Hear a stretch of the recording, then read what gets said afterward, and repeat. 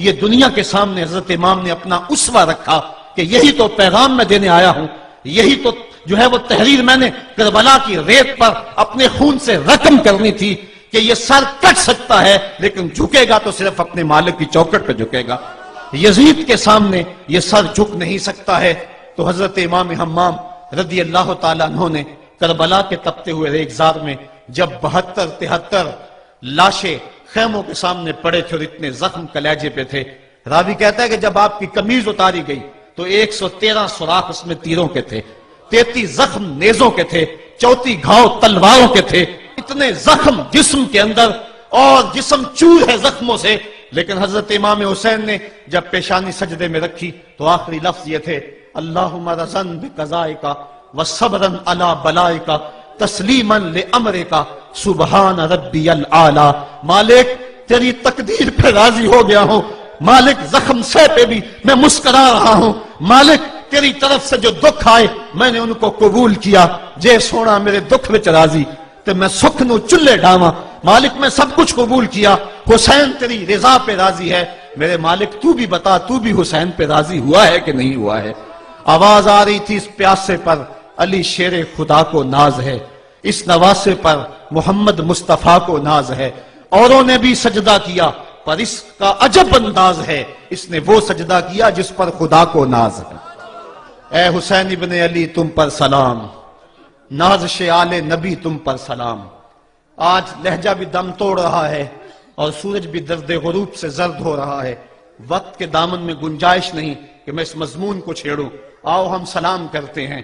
یہ سورج سامنے چمک رہا ہے، میں یہاں بیٹھا سوچ رہا تھا کہ ہم نے تو نہیں دیکھا، اے سورج دوپہر کا وہ منظر تم نے تو دیکھا تھا جب کربلا میں حسین کا سر کٹا تھا، جب گھر لٹا تھا، جب خیموں کو آگ لگی تھی، جب سکینہ رو رہی تھی اور جب گھوڑا خالی پلٹا تھا اور سکینہ پوچھتی تھی گھوڑے تو خالی آ گیا ہے، حسین کہاں چھوڑ آیا ہے۔ آج یہ سورج یہ چمک چمک کے وہ ہمیں کہانی سنا رہا ہے اور ہمیں پیغام دے رہا ہے کہ نبی کے نام پہ حسین نے تو سر کٹا دیا، آج تم کہتے ہو دین پہ چلنا بڑا مشکل ہے، تم شور ڈال رہے ہو، جن کے لیے مسجدوں میں قالین بچھے ہوئے ہیں، گرم پانی دستیاب ہے اور ان کے لیے مسجدوں میں آسائشیں موجود ہیں، اور پھر بھی وہ کہتے ہیں دین پہ چلنا بڑا مشکل ہے۔ ذرا دیکھو حسین ابن علی کو سجدے میں سر رکھ کے، پیشانی رب کے حضور رکھ کے حسین ابن علی کہہ رہے ہیں مالک میں سر کٹا کے بھی تیرے حضور حاضر ہوں اور تجھ پہ راضی ہوں، تو بھی بتا کہ تو بھی حسین پہ راضی ہے یا نہیں ہے۔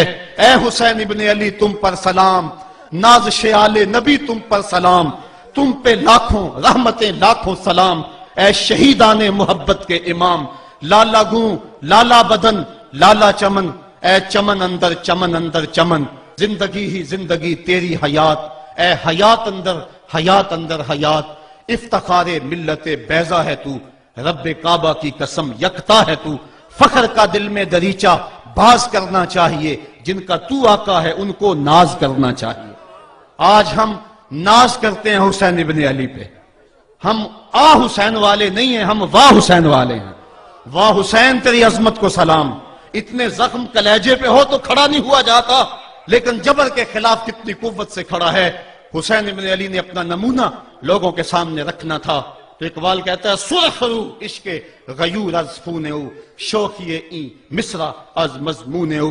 یزید مٹ گیا، یزید کا نام مٹ گیا، اس کا تشخص مٹ گیا، حسین کل بھی زندہ تھا، حسین آج بھی زندہ ہے۔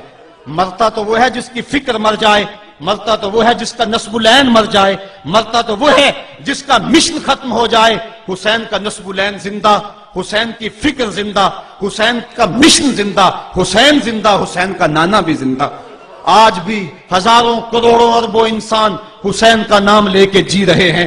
میں کہتا ہوں اگر کوئی یزید کا نام بھی لیتا ہے تو وہ سر جھکا کے دیتا ہے۔ کیسا تمہارا لیڈر ہے جس کا نام لیتے ہوئے بھی تمہیں شرم آتی ہے؟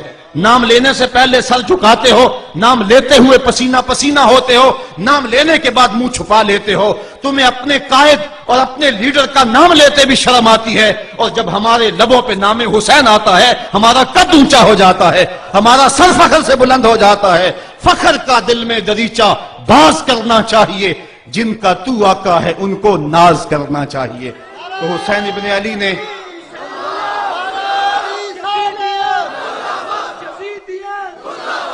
کسی نے کہا تھا کہ یہ دو شہزادوں کی جنگ تھی، تو کسی نے بڑا خوبصورت جواب دیا. اس نے کہا کربلا جنگ تھی اگر دو شہزادوں کی، قلم میں زور ہے تو لکھو حسین ہار گئے، لہجے میں تنتنا ہے تو لکھو حسین ہار گئے، انداز میں زور ہے تو کہو حسین ہار گئے. زمانہ کل بھی کہتا تھا، زمانہ آج بھی کہتا ہے، حسین کل بھی جیتا تھا، حسین آج بھی جیتا ہے. جب حضرت امام حسین رضی اللہ تعالیٰ عنہ کا سر انور کاٹ لیا گیا اور خولی بن یزید نے نیزے کی نوک پہ اس کو رکھا، ویسے رخ سر کا زمین کی طرف سے تھا. کسی نے کیا خوب کہا، باں کے سر نیزے پہ اور سوئے زمین ہے روح، یعنی سجدہ ثانی کی ہے آرزو. رکعت کے دو سجدے ہوتے ہیں، ایک سجدہ ہوا تھا کہ سر انور جدا کر لیا گیا، جب نیزے کی نوک پہ تھا سر تو رخ زمین کی طرف سے تھا. شاعر کہتا ذرا غور سے دیکھو سر حسین کیا کہہ رہا ہے. سر حسین کی پیشانی زمین کی طرف ہے، پیشانی میں دوسرے سجدے کی آرزو مچل رہی ہے. تو جب امام حسین کا سر خولی نے نیزے کی نوک پہ چڑھایا، اس نے تو یہ کہنا چاہا تھا کہ ہم فتح یاب ہوئے اور دیکھو ہم نے سر کاٹ لیا. کسی نے کہا ذرا غور سے دیکھو یہ تو سر کٹ کے بھی سر بلند ہے، یہ سر کٹ گیا پھر بھی سر بلندی نہیں گئی ہے، اس کا بانکپن پھر بھی نہیں گیا ہے. حسین کا سر کل بھی اونچا تھا، حسین کا سر آج بھی اونچا ہے. اس کا نام زندہ، اس کا پیغام زندہ، اس کی فکر زندہ. حضرت امام زین العابدین یہ کربلا کے وہ شخص ہیں جنہوں نے سارا منظر اپنی آنکھوں سے دیکھا تھا. اتنے دکھ کسی کو نہیں پہنچے جتنے زینب اور زین العابدین کو پہنچے ہیں. سب منظر کھلی آنکھوں سے دیکھا. 14 سال کی عمر ہے، بیمار ہیں، تاریخ بتاتی ہے اس کے بعد ساری زندگی حضرت زین العابدین نے ٹھنڈا پانی نہیں پیا. جب پانی پینے لگتے تڑپنے لگتے، کہتے مجھے سکینہ کی پیاس یاد آتی ہے، مجھے علی اصغر کا تڑپنا یاد آتا ہے. ساری زندگی پھر ٹھنڈا پانی نہیں پیا. حضرت امام زین العابدین نے یہ سارا منظر کھلی آنکھوں کے ساتھ دیکھا تھا. اور پھر آپ نے دمشق کے بازاروں میں بھی اور کوفے کی گلیوں کے اندر بھی سروں کا یہ قافلہ اپنی قیادت کے اندر جو ہے وہ گزارا تھا. جب یزید کے دربار کے اندر حضرت امام زین العابدین پہنچے تو یزید نے پہلے تو جو ہے وہ دکھ کا اظہار کیا. بعض لوگ یہاں سے یزید کی بریت کا اعلان کرتے ہیں. یہاں کسی نے بڑی خوبصورت بات کہی کہ قاتل کی پشیمانی مقتول کی اہمیت کو تو بڑھا سکتی ہے لیکن اس کے دامن سے قتل کے داغ کو نہیں دھو سکتی. تو اس نے یہ سب کچھ کیا، یہ بس اس کے ٹسوے تھے جو وہ بہانے لگا. لیکن بعد میں اس نے حضرت امام حسین رضی اللہ تعالی عنہ کے دانتوں کے اوپر جو ہے وہ چھڑی مارنا شروع کر دی. تو حضرت ابو برزہ اسلمی صحابی رسول وہاں موجود تھے، وہ کھڑے ہو گئے، اٹھ کے بدن کانپتا ہے ان کا، کہنے لگے ظالم ارفع قدیبہ کا، یہاں اپنی چھڑی ہٹا لے. میں نے اپنی ان آنکھوں سے دیکھا ہے کہ کان رسول اللہ صلی اللہ علیہ وسلم یل سے مہو، حضور نے ان ہونٹوں کو خود چوما ہے. تو یہ کہہ کہ آپ دربار سے نکل گئے اور روتے تھے اور آپ کے بدن پہ کپکی بھی تاری تھی. بعد میں یزید نے کہا حضرت غلطی ہو گئی اور یہ میں نہیں چاہتا تھا، بتائیں آپ کی کوئی شرط ہو. تو آپ نے فرمایا میری 4 باتیں مان لو. ان 4 باتوں میں ایک بات یہ تھی کہ سر حسین اور سر شہیداں ہمارے سپرد کر دو تاکہ ہم کربلا جا کے ان کی تدفین کر سکیں. دوسری یہ تھا کہ ہمیں مدینہ حفاظت سے پہنچا دو. تیسری شرط یہ تھی کہ مجھے جو ہے وہ جمعے کا خطبہ دینے کی اجازت دو آج دمشق جامع مسجد کے اندر. چوتھی بات آپ نے یہ فرمائی کہ قاتلان حسین جو ہے وہ میرے سپرد کرو. اس نے کہا ہاں کون ہے قاتل حسین کا؟ لوگوں نے کہا خولی ہے. خولی نے کہا میں نے قتل نہیں کیا، یہ سنان بن انس نخی نے کیا ہے. سنان بن انس نخی کو کہا ہاں تو بتا. کہنے لگا میں قتل کیوں کرنا تھا، یہ تو شمر ذل جوشن نے کیا ہے. شمر ذل جوشن کو کہا تو بتا.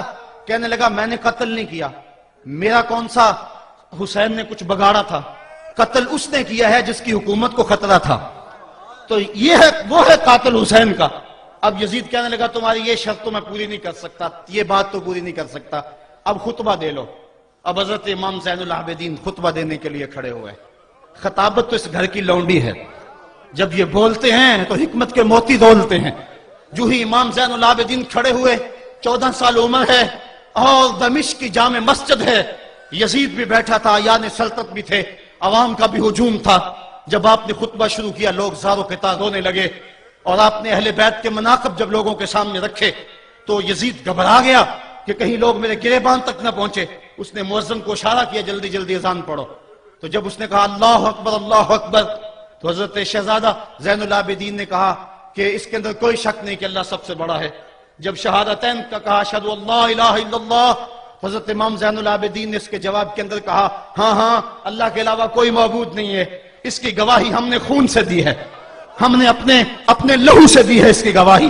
اور پھر اس کے بعد جب اشہد ان محمد رسول اللہ پہ لفظ آئے تو حضرت امام زین العابدین نے کہا یزید دیکھ اب اذان کے اندر تیرے نانے کا نام ہے یا میرے نانے کا نام ہے؟ آج بھی منبر پہ میرے نانے کا نام ہے. تو یزید مر گیا، اس کا نام مر گیا، اس کا تشخص مر گیا. حسین کل بھی زندہ تھا، حسین آج بھی زندہ ہے. حسین کربلا کے تپتے ہوئے ریگزار میں بھی زندہ تھا، کوفے کے بازار میں بھی زندہ تھا، اور دمشق کی جامع مسجد میں بھی زندہ تھا، مدینے میں بھی زندہ، مکے میں بھی زندہ، کابل میں بھی زندہ، کندھار میں بھی زندہ، قلعہ جنگی میں بھی زندہ، تورا بورا میں بھی زندہ، موصل میں بھی زندہ، بغداد میں بھی زندہ، غزہ کی پٹی میں بھی زندہ، فلسطین میں بھی زندہ. آج حسین کی زندگی اور حسین کا باقپن دنیا کو بتا رہا ہے، بش کو بتا رہا ہے تیرے منہ پہ تماچا حسین مارے گا. زمانہ بتائے گا کہ حسین کل بھی زندہ تھا، حسین آج بھی زندہ ہے. حسین کی فکر لے کے اٹھو اور پوری دنیا پہ چھا جاؤ اور زمانے کو بتاؤ کہ ہم حسین ابن علی کے سپاہی ہیں. صرف محرم کے دن آنسو بہا لینے سے کچھ نہیں ہوگا. کیا صرف محرم حسین کا مہینہ ہے؟ نہیں، سب پورا سال حسین کا ہے، پوری زندگی حسین کی ہے، پورے زمانے حسین کے ہیں. یہ صرف عاشور کا دن یا عاشور کی شب ہی حسین کی نہیں، سارے زمانے حسین کے ہیں. کل بھی حسین کا تھا، آج بھی حسین کا ہے، کل بھی حسین کا ہوگا. آؤ اٹھیں، قرآن کو لے کر کے حسین ابن علی نیزے کی نوک پر بھی چڑھ کے قرآن سنایا، اور آج ہم اسی قرآن کی دعوت کو لے کر کے اٹھیں اور حسین ابن علی کے پیغام کو گھر گھر